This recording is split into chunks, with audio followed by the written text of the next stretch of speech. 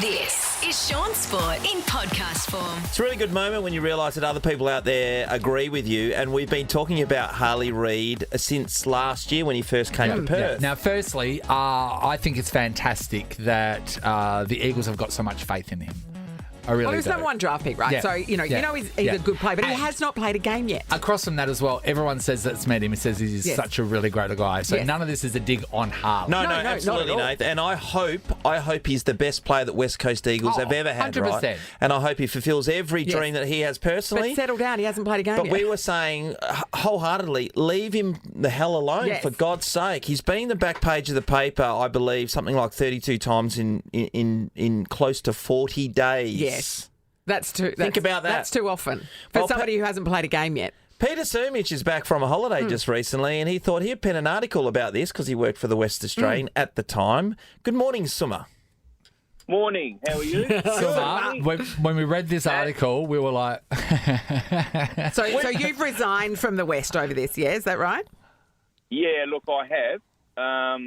Before I went away, I was fortunate enough to go to the Super Bowl, which was one of the best experiences in Vegas wow. I've ever had. But, Yeah. Anyway, getting back, before I left, I wrote an article because I was with you as well. There's too much hype around this kid, and I wanted to take a little bit of pressure off him. Look, I think the kid's going to be a terrific player. Don't get me wrong. He's going to be very, very good. And I said that in the article, but it might take a few years. And everyone's comparing him to Chris Judd and this and that. And I just said in the article, I said, hang on, he's no Chris Judd. I've seen Chris Judd from day one, and I haven't seen a player ever play that well at the age of 19 and 20 in his first few years. And I don't think this kid will reach the heights of a Chris Judd. So I just said he's no Chris Judd. And he's the country boy, still got a bit of puppy fat on him. He's got to work through a couple of pre-seasons. Yeah. And to get AFL fit. Yes, and they're all valid points, but but it is akin to treason, obviously, what you've been spouting here, Summer. Yeah, Clearly. and he's even said himself he's been living at Hungry Jack's a little bit over the last 2 or 3 years. The burgers are better. They're a sponsor. Yeah, that's right. Like we all did back in the day. But look, I just thought, I thought it was well over the top, and I said, look, he's going to be a terrific player, but he's no Chris Judd. He needs to do this, and that. Playing me off half back, I don't think that's right. He should be in the midfield. Yep. He might even need a stint in the waffle, to develop his game. He played one game. His first game was in the waffle. He didn't play round one. So, the expectations was, in my opinion, too great.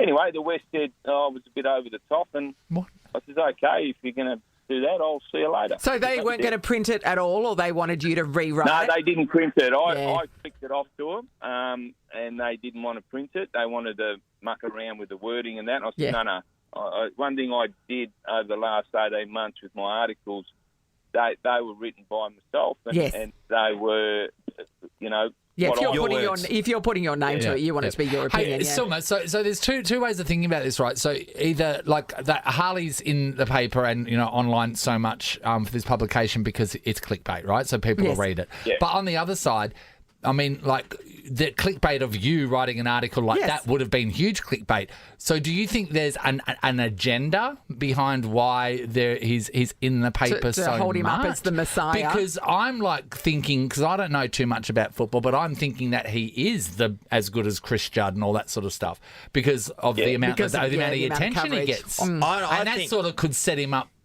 for disaster because everyone's inflated Unreal expectations. Yeah, I agree with that, Nate. Sorry, Summer, just for a second, I was just going to say there's a couple of people who have played football at a high level that there will never, ever be a negative or a negative article written about them because there seems to be an investment at one end or the other. But you're right, Nathan. People would have read Summer's article. Yes, that's right. Yeah. So what do you think, Summer?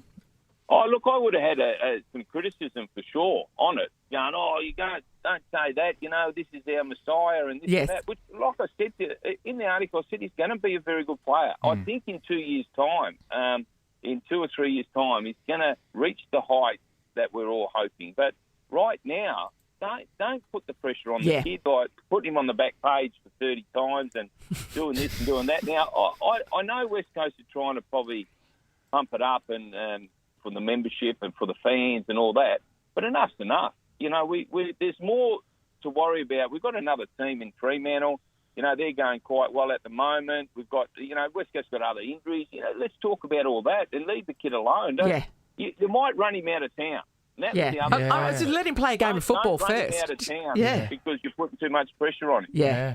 It is hard to believe we're just saying 30 odd times back page. Oh yeah, that's outrageous. In the off season, it's the off season. Yeah. Football isn't even front of mind. Yeah, it's extraordinary. Put the Bison on the back page. Yeah, he's in there more than the recipe of the day, and that's a recipe of each day. Even in Shawnee Mack, when he was a legend back in the day, he never got 30 times on the back page. Not even with the undercut. Not even when they were calling for your head. No, I got a few in a row then. That was 14, actually, was my record. But the other side of it, everyone, is the development of this kid. Now, West Coast, unfortunately, I love the club. Don't get me wrong. I really do. I love the club, and I'm a fast player and all that type of stuff. But I love the club, but the club's on its knees at the moment. So the development of this kid isn't going to be as high. Yes. Because of the people around him. Yeah. You're at a Collingwood or you're at some other mid-range club, an Essendon or something like that. The development's going to be a bit better because they're going to be in a good side. Whereas, unfortunately, West Coast aren't going to be that good. So this kid's development will be stunted a little bit for 12 months or so because he's got to grind his way through some hard times. And this is the other thing people forget. So he's going to have a game like the weekend. He only had 7 or 8 touches. But then next day he's on the back page with the Prince of Perth. Just relax, everyone. Just relax. Yeah. No, and again, from the get-go, Nathan mentioned from the get-go, we want him, and same as you, Summer, we want him to fulfil all his potential. But give him a break. Give him a break. It's too much exposure. I thought it was really interesting, Summer, where you said you don't want to drive the poor kid out of town. Yeah. Like, you know what I mean? And I don't think that's been put into the mix. Yes. I mean, it's funny because you're talking about overly positive stuff. It's not like people are criticising him, but it's just too much. Yeah. It's the expectation being placed on him becomes a burden. But I'm a big fan. Don't get me wrong. Yeah. I love him wearing the number 9, the old Nick Nat jumper, Peter Wilson jumper. But at the end of the day, he's going to be very good. But let's just pull back a Take a breath. And I think the kid's got great character too. What I've seen with a few interviews and that, he's got great character, which is a good thing for West Coast. And let's keep him here for a long time. Yeah. Hey, Chris Judd only lasted 6 years. Yeah. You've got to understand that too. But he left after 6. So we don't want this kid to leave after 6. We want to try and keep him here a bit longer. Eagle for life. Absolutely. So, man, just before I let you go, what was better, the Super Bowl? You went and saw U2 at the Sphere. What else did you do? We did live golf in Las Vegas as well. We had the party hole? Yeah, we were on the party hole all day, and we had a photo with Greg Norman and Cam Smith. And, no way. Greg said to me, he said, "There you go, Summer." I said, "Yeah, good, Greg, no worries, all good."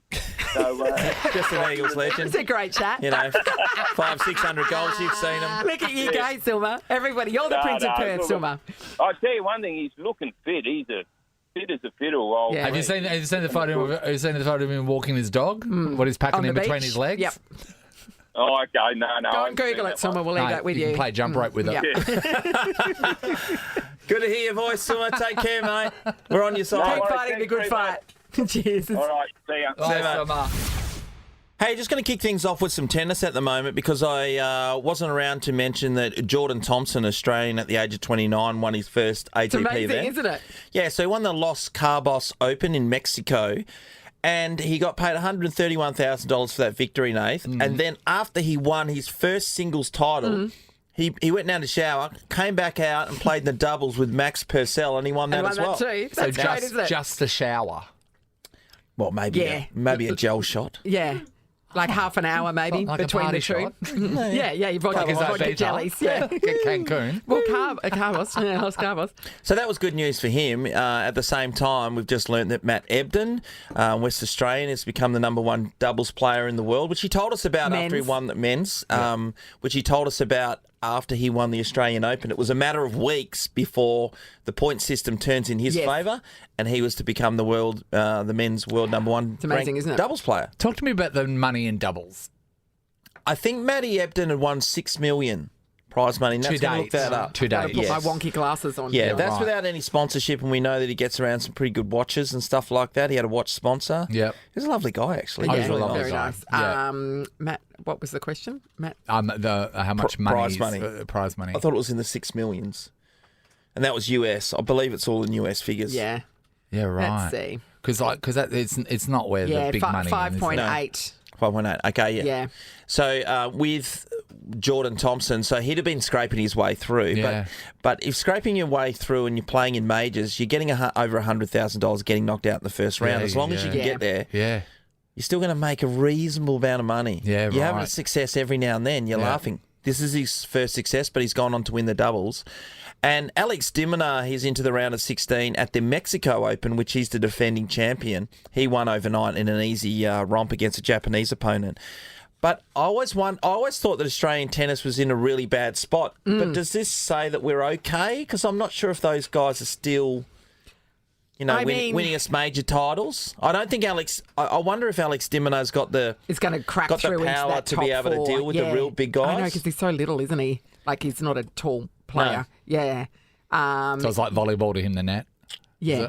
Yeah, it's really high. What's the position you rove around and you're the small guy who just... Libero? The libero. Yeah. The guy that just the small guy in the volleyball team that's zigging around the place, saving all the... and setting them up for the spiking. No one knows that name. Oh, Harry does. Harry just does. told us. Yeah. Libero. Was it libero? Yeah. Or the liberator. Libero, kind of like free, means free. So, yeah, he's floating around. He can run around there. Yeah, I don't know if Australia's tennis is just... Well, they've had a good week. That's what I'm saying. Yeah. I don't know if they can go on with it from here on in. Anyway... they've had a good week, but you're completely giving up on them. Yeah, I am. All right, the NBL playoffs kick off tonight. The Sydney Kings will take on the New Zealand Breakers. Do or die clash, that one. Tasmanian Jack Jumpers face off against the Illawarra Hawks. The winner out of that game will then take on our Perth Wildcats. And, of course, the Matildas are playing Uzbekistan tonight. Yes. They're pretty much guaranteed. They're up 3-0 at the moment. It would have to be a disaster if they didn't get through from here. Most definitely. And they're not playing in 0 degrees. So no, they're not playing in 0 degrees. In fact, everyone in Melbourne's having a bit of a heart attack at the moment. It's expected to be around the 37, 38 degree mark. Oh, come on. What are they screaming about how hot that is? But Mate, they're at Marvel Stadium. They can turn the roof, close the roof, surely. Oh, my God. Yeah, they can. They can do all of the... Please, give them it's not. Please give them 3 days of 45. Oh, they would just flip out. But anyway, 3 days. Tony Gustafsson said there's no complaining from his team. Never going to be an optimal circumstance when you fly that much and you have jet lag and you have the different temperature and such. But I know one thing, and that is these players never complain. No matter what's thrown at them, they go out there and give it 100. They're the same as us. Never complain. Exactly. They should be right, though, because their entire preparation for the first leg was done in Dubai, which is a pretty hot place. So I think they'll be all right. The Victorians... The Uzbeks I worry about, though. Oh, yeah. No. In Dubai, do they play outside in the conditions, or is it an enclosed stadium? No, they're enclosed stadiums, right. Yeah. Interesting. I mean, at the Qatar World Cup, didn't they build the stadiums with air conditioning in it, just to make sure that everyone was able to get through? I don't know. You're telling the story. Yeah, that's a true story. Are you done? I'm done. You got to finish there? You've confused me with Google. Shaun Sport is a Nova podcast. For more great comedy shows like this, head to novapodcast.com.au.